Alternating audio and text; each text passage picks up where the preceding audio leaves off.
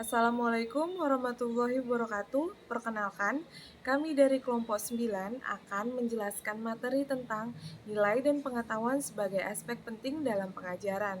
Dan sebelumnya, perkenalkan nama saya Hairani Puru Ginting, NPM 2014240255, yang akan membacakan materi yang pertama.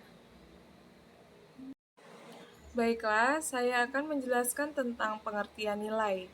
Nilai dalam filsafat sering dihubungkan dengan kebaikan, value atau berasal dari kata valere yang berarti bernilai atau berharga, yaitu kualitas sesuatu yang membuatnya didambakan atau diidamkan orang.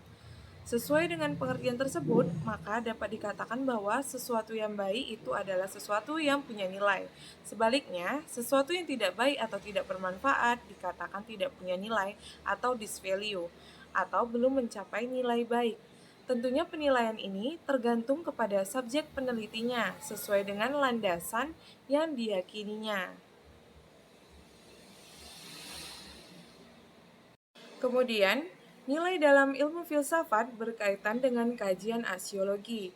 Sebagaimana pengertian aksiologi yang berasal dari bahasa Yunani, yaitu kata aksios yang berarti nilai, dan logos yang berarti teori. Jadi, aksiologi adalah teori tentang nilai.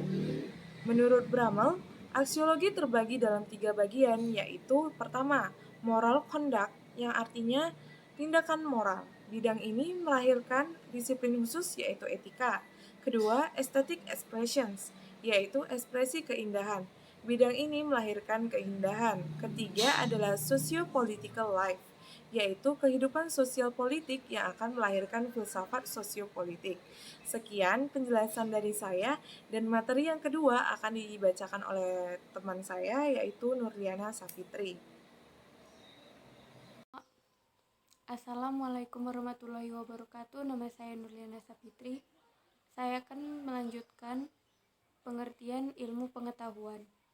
Ilmu atau sains berasal dari bahasa Latin scientin yang berarti knowledge. Ilmu dipahami sebagai proses penyelidikan yang berdisiplin tertentu. Ilmu bertujuan untuk meramalkan dan memahami gejala-gejala alam. Ilmu sebenarnya juga sebuah pengetahuan, namun telah melalui proses penataan yang sistematis.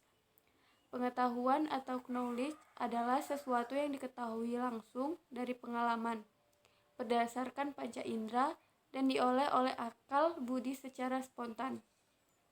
Pengetahuan bersifat spontan, subjektif, dan intuitif. Pengetahuan berkaitan erat dengan kebenaran, yaitu kesesuaian antara pengetahuan yang dimiliki manusia dengan realitas yang ada pada objek. Hubungan nilai dan ilmu pengetahuan. Terdapat 2 macam kecenderungan dasar dalam melihat tujuan ilmu pengetahuan.